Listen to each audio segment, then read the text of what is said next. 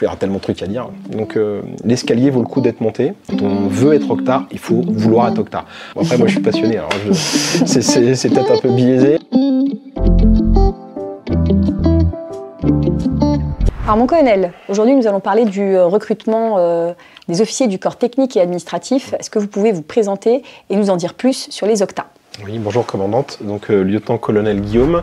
Je suis en charge de la formation des octas, les officiers du corps technique et administratif, qui ont pour mission de soutenir en tout temps, en tout lieu et en toutes circonstances leurs camarades opérationnels sur le terrain.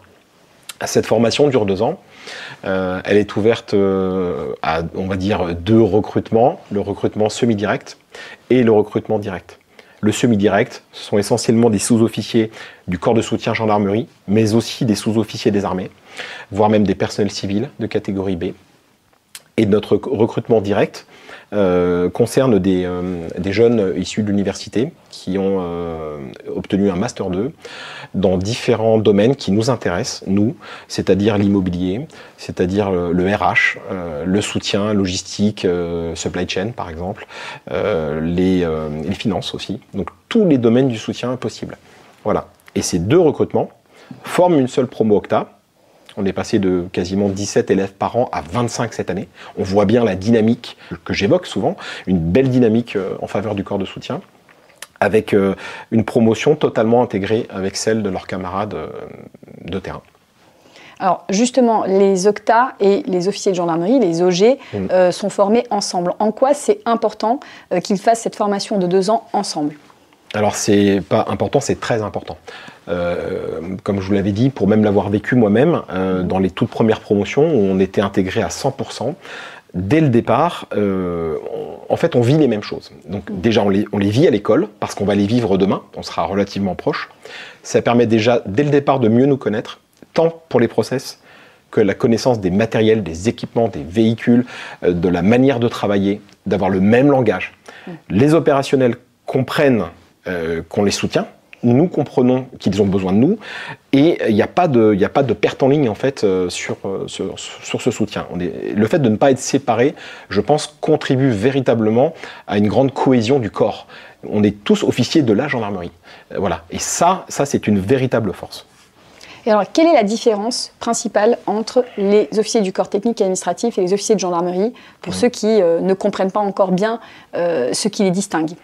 Alors, ce qui les distingue, d'apparence, on est habillé de la même manière. On est équipé de la même manière. Nous sommes armés aussi. Nous pouvons, comment dirais-je, évoluer dans les mêmes environnements, sauf que dans la, comment dirais-je, dans la chaîne de commandement, un octa aura de toute façon, n'aura pas sous ses ordres, par exemple, des sous-officiers de terrain. Il est là pour soutenir. Donc, par exemple, dans un département, qu'on appelle nous un groupement, l'octa sera au plus proche d'un commandant de groupement, le plus souvent un lieutenant-colonel, dans l'accompagnement de ses ressources humaines, de ses équipements, de ses réservistes, de ses finances. C'est vraiment le conseiller, l'expert technique et administratif de l'opérationnel. Mais il n'aura pas vocation à partir sur le terrain, faire du maintien de l'ordre ou mener une enquête. Ce n'est pas du tout cela. C'est le soutien de ses missions opérationnelles, mais parfois très proche.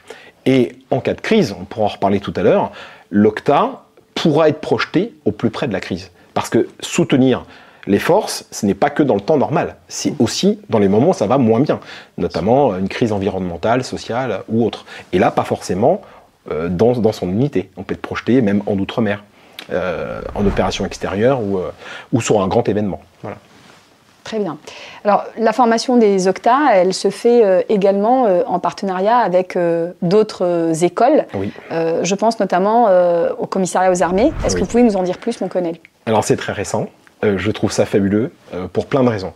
Déjà parce que les commissaires, enfin moi je les appelle mes camarades en permanence parce que je le pense vraiment, nos camarades commissaires sont pour moi de la même famille que nous en termes de soutien militaire. On fait quasiment, je dis pas le même métier mais presque, on a un métier très très proche de soutien des forces, une formation qui se ressemble aussi beaucoup, puisque nous faisons un Master 2 comme eux, dans le domaine du soutien. On a une formation militaire aussi. La seule grande différence, c'est que nos camarades, eux, travaillent sur des ancrages au sein des armées, alors que l'OCTA, et je pense que c'est important pour ceux qui voudraient rentrer chez nous, de comprendre que nous sommes généralistes. C'est-à-dire qu'un jeune qui voudrait rentrer chez nous n'aura pas un ancrage, par exemple, en gendarmerie maritime, ou en gendarmerie de l'air, ou uniquement en gendarmerie départementale ou mobile. Il pourra choisir dans sa carrière de travailler dans tout type d'environnement, se spécialiser ou non. Donc je pense que la différence, elle peut être là, et elle est complémentaire à ce que font nos camarades des armées. On a des liens avec eux depuis l'année dernière, où des élèves OCTA partent faire un stage, le stage auteur, qui s'est super bien passé l'an dernier, qui est un stage de soutien OPEX, pour apprendre les procédés des armées, parce qu'un OCTA peut partir en mission extérieure, donc soutenir des gendarmes au sein d'une coalition ou d'une OPEX avec les armées. Et nous invitons également nos camarades commissaires à l'exercice Égide qui a lieu tous les ans autour du mois d'avril ou mai. C'est un exercice de 3 jours où on va soutenir quasiment 800 participants sur le terrain. Et cette année, l'ancrage terre, donc les commissaires qui vont travailler plus tard au sein de l'armée de terre, sont venus nous rejoindre avec les OCTA, immergés avec les OCTA, pour qu'on leur explique comment nous on fonctionne. Et demain, en cas de crise majeure, eh bien, ce lien avec les armées est essentiel. On le voit avec ce qui se passe aujourd'hui. J'ai parlé tout à l'heure de bien travailler en cohésion avec nos camarades officiers de terrain gendarmerie, mais de le faire aussi avec nos camarades des armées est très important parce que nous sommes militaires. Alors justement, vous parliez de crise majeure. Oui. Vous rentrez d'une mission un peu particulière, mon colonel, où vous avez été pleinement engagé en tant qu'OCTA, en soutien sur ce qui se passe en Nouvelle-Calédonie. Est-ce que vous pouvez nous en dire plus ? Oui, alors ça illustre un petit peu ce que je venais de vous dire. Un OCTA peut, alors qu'il est sur des missions classiques de temps de paix, d'un coup switcher sur un renfort en temps de crise, ou de guerre, de crise ou d'urgence. Là, c'était la crise et l'urgence. Donc, il y a peu de temps, fin du mois de mai, on a commencé à avoir des émeutes en Nouvelle-Calédonie. Des détonations en pleine ville, scène de chaos à Doumbéa, près de Nouméa. Et il a fallu renforcer la sécurité sur place, renforcer les escadrons socles, ceux qui sont en permanence là-bas, parce qu'ils n'étaient pas suffisants. Et on passe en gros de 5 escadrons à 32. C'est juste pas la même chose. 32 escadrons, quand on est à quasiment 3000 militaires sur le terrain, eh bien, ça se soutient. C'est-à-dire les héberger, ça c'est le rôle de l'OCTA. C'est-à-dire d'assurer toutes les fonctions de soutien logistique, l'hébergement, leur nourriture, les équiper en véhicules, les équiper en matériel, en protection, en armement, en munitions, puisque les munitions de maintien de l'ordre, eh bien, elles se consomment. Et là-bas, il n'y en a pas forcément pléthore, donc il faut les acheminer. Et quand vous travaillez pour une manœuvre d'une telle ampleur à 26 000 km, bah déjà, il ne faut pas se louper, il ne faut rien oublier, il faut bien calibrer les choses. Il faut aussi le faire avec le souci économique. L'OCTA, il est aussi garant des deniers de la bourse. Donc, on n'achète pas pour acheter. Voilà, on a des marchés. Si on n'en a pas, on trouve des solutions. On peut trouver aussi avec nos camarades des armées, on l'a fait, des acquisitions de rations, par exemple. On avait plus de 60 000 rations dans un premier envoi. Bon, eh bien, tout ça, ça se prépare. On apprend à nos OCTA ici, avec nos modules de MRL, méthode de raisonnement logistique, à concevoir des manœuvres. Et bien là, en l'occurrence, la DGGN, la direction, avec son CNO, son Centre National des Opérations, était à la manœuvre d'une très grande manœuvre, à la manœuvre d'une très grande opération, pour soutenir les forces sur place. Donc j'ai quelques chiffres, donc 32 escadrons, je vous en ai parlé, 150 militaires du GIGN, 800 tonnes de fret, dont 430 tonnes par voie maritime, 370 tonnes par voie aérienne, on avait 22 vols d'avion, on a fait 3 vols Antonov, donc des gros porteurs, où on avait 2 Centaures, 2 véhicules blindés Centaures par Antonov. C'est quand même, on fait pas ça tous les jours. On a mis 16 Centaures dans un bateau, 43 TRM 2000, 2 blindés VAB, les rations et je ne sais plus une quinzaine de containers de munitions. C'est absolument énorme. Et la particularité, c'est de le faire en temps contraint. Donc je reçois un appel le vendredi de la direction, j'en avise mon supérieur qui en parle au général, et il fallait être le lundi matin auprès du CNO, prêt, pour pouvoir accompagner les équipes du CNO et notamment du J4. Donc je reviens rapidement. Les différents J, c'est la structure otanienne, J1, J2, J3 jusqu'à J9, où chaque équipe de J, finalement, est en charge d'une fonction du soutien de la crise. Le J1, les effectifs, etc. Et le 4, la logistique. Et on traitait aussi les finances, un peu le RH, la génération de force et l'approvisionnement logistique. Eh bien, tout ça, ça s'apprend. Ça s'apprend ici à l'EOGN. Les Octa, depuis 3 ans, disposent d'un brevet, le brevet de qualification logistique, qui leur permet d'être suffisamment formés pour être projetés sur ce type de mission. Alors bien sûr, l'expérience fait que vous êtes un peu plus à l'aise, mais aujourd'hui, un Octa qui sort de l'EOGN serait tout à fait en capacité de travailler sur ce type de mission. J'en veux pour preuve 2 élèves Octa du premier groupement, c'est-à-dire sortis de 2e année, qui nous ont rejoints dans l'équipe du CNO. J'avais donc avec moi la chance d'avoir 2 élèves, plus que j'ai pu former ici, en renfort, puisqu'ils étaient en stage, et qui étaient intégrés à la manœuvre, jeunes lieutenants. C'est une expérience en général qu'on acquiert soit quand on est en fonction en J4, soit en cas de crise, qui n'arrive pas tout le temps, heureusement. Donc c'est une chance pour eux. C'était aussi une chance pour moi de ne pas me retrouver tout seul avec tout ce qu'il y avait à faire, avec notre équipe. Et ils ont fait un travail absolument fabuleux. On en a même projeté un à Toulon qui a été en charge de vérifier que tout ce qu'on mettait dans le bateau était conforme et de travailler le lien avec les armées. Le dédouanement, tous les documents administratifs, vérifier concrètement que ce qu'on avait envoyé était bien là. Et bien ça, c'est une plus-value. En plus, ils savaient de quoi ils parlaient.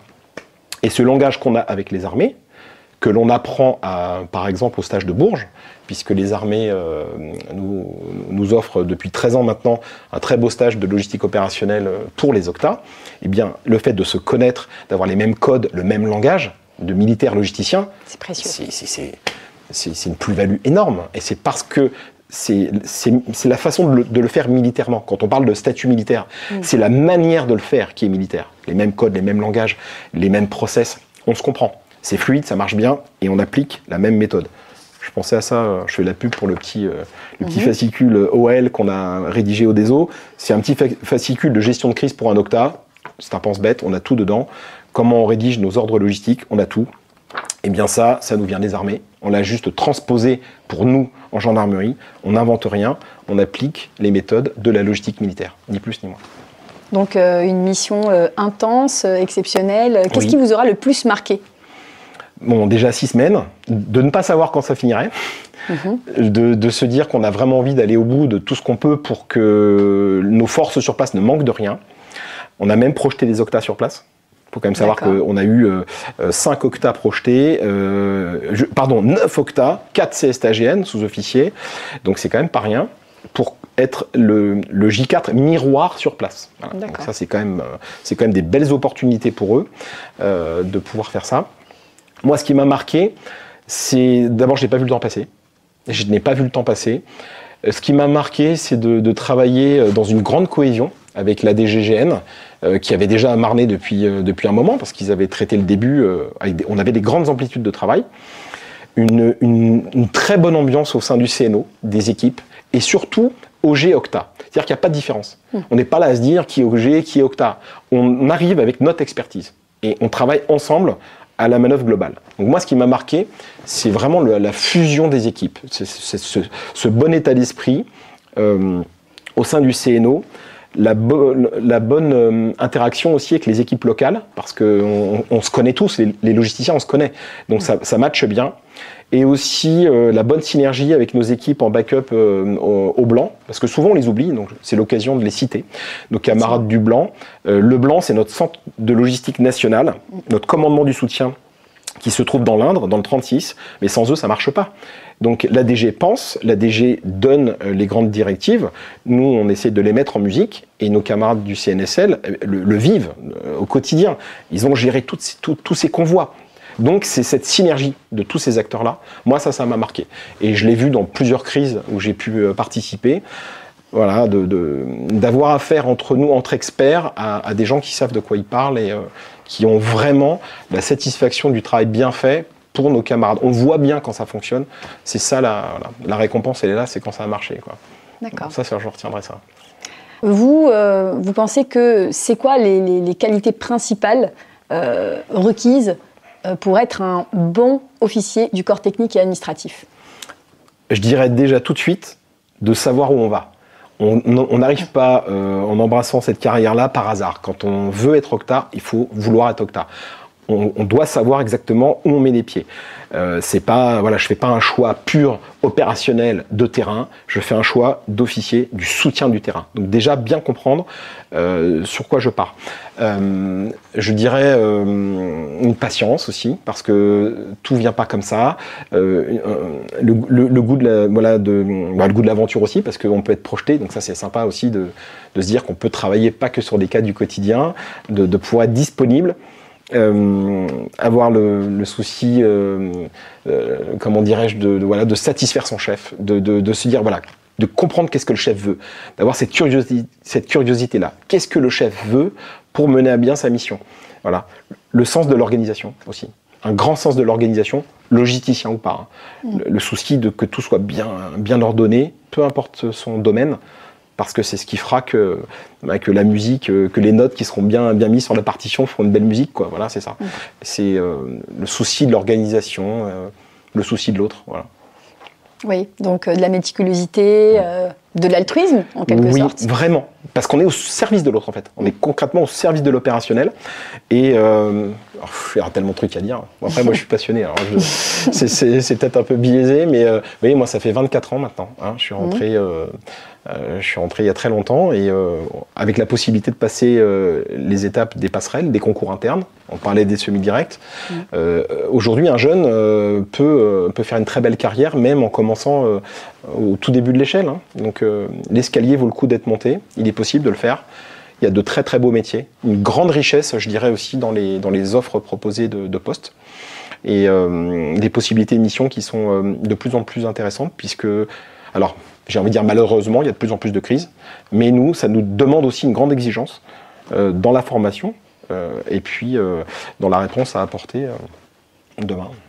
Très bien. Merci beaucoup, mon colonel, pour tous ces éléments. Je vous en prie, avec plaisir.